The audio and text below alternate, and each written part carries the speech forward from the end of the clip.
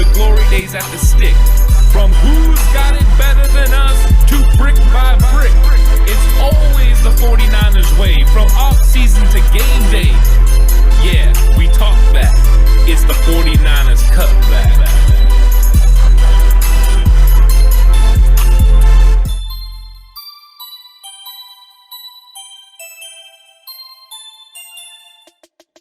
It's 49ers Cutback Podcast time, and we get to talk about a big guy because the 49ers selected Aaron Banks at 48, and this dude is huge. He's huge. 6'5", 330-pound guard from Notre Dame. Yeah, that's a big old. Look at that body. Look at that body. That's a big old dude there. Doesn't fit the prototypical type of guy that you're looking for at the guard position in Kyle Shanahan's offense. But Shanahan and Lynch both addressed this in the press conference and discussed how he can do all of the things already that they're looking for in a guard in their system. They think he moves all right. They know he doesn't move the best, but this may be signaling an importance on the pass game for Kyle Shanahan. Yeah, and you know what other thing that could be is that they have a new offensive line coach. You know, their offensive line coach left and went to New York, so maybe there's a little bit of a change of philosophy. But I also think that they think this guy can get it done. They also probably are thinking they could take a few pounds off of him. I'm guessing they probably think he could play around 320, and that would be a really big guy in Kyle Shanahan's offense. But they have proven that Trent Williams, who's a big guy, can do it. If you're athletic enough, this guy could be athletic enough. And seeing him run some similar stuff at Notre Dame and also get into the screen game, he looked very successful getting downfield and making blocks. So, yes, I understand why they made the pick. And I think that he will fit nice in Kyle Shanahan's system, but I don't think he's an initial right-away starter. I think he's going to have to compete. I still think they think Brunskill can start at right guard. I think so, too. I think that's the key thought in Shanahan's mind and Lynch's mind is that Brunskill probably is going to start off the year, and that this guy could come into that role, or who knows, maybe he surprise you in camp. Yeah. But I do think he has some things. He needs to get down the weight a little bit.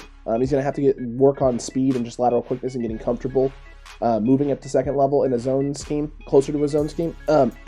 Because they didn't run a traditional zone run scheme at Notre Dame. It's not a traditional in that sense. Yeah. Kelly doesn't run a traditional zone scheme. He's more of a passing guy, in all honesty. Their run game hasn't been something they rely on. It's usually throwing the ball downfield at Notre Dame, especially with Mr. Kelly there. So it'll be interesting to see what this guy can do. We've seen the film. He can get up to second level. Yeah. He's very capable of doing that. There's a difference between getting up to second level at the college level and getting up to second level at the NFL level. Linebacker play is going to drastically increase from college to professional football. I know it's Notre Dame. They got their own little private schedule over there. They play a lot of really good teams. I get that. How many Clemson linebackers are going into the league this year? Yeah. There's Zero. a question for you. There's not any. Yeah. So, and I think we both feel like there is one guy, but he's going back. Yeah. So, look, at the end of the day, anything is possible. Anything can happen. This guy's got a lot of potential. He could be a starter. Yeah, he could. Very well could be, but I'm not convinced that that's the case. I think they think this guy is the starter in a few years, maybe next year. I think next year. Perhaps. And I think they're comfortable if something happens to Brunskill, or if something happens to Mack and Brunskill has to move into center, that this guy can step in and get the job done. I think right now he's a better day one pass pro guy than he would be a run pro guy for our schemes and sets. But he could get there. Maybe the new O-line coach was sending pictures like Kasaric was last year for Kinlaw. Look, he's huge. Look, arms, size. He's got everything I need. He has all the tools. And he already can pass protect. You don't have to worry about protecting Jimmy. Maybe that's what's going on. They have two legit guards on the roster that are guys that were guards from the beginning. That's Laken Tomlinson, and then that's Tom Compton. So adding an actual guard, somebody that didn't move in from tackle, somebody that's not more of a flex guy, was something that we thought they needed to do. That's why we were always saying Wyatt Davis, because we felt he was the best guard. Aaron Banks makes sense. They did target something similar to what we were thinking because they needed to get somebody that they could see take over for Brunskill. Also, they talked about the fact that if they wouldn't have got Alex Mack, Brunskill would have started at center. So there is that thought that eventually Brunskill could be the center of the future. He's going to learn a lot from Alex Mack. Maybe that is something that translates later when Mack leaves, Brunskill the center, and Banks slides right into guard. Big guy, needs to work on his lateral movement a little bit. I'm a little bit worried if he goes against Aaron Donald as far as just the speed element. But as far as size goes, they're not going to bully this guy. They're not going to push him back.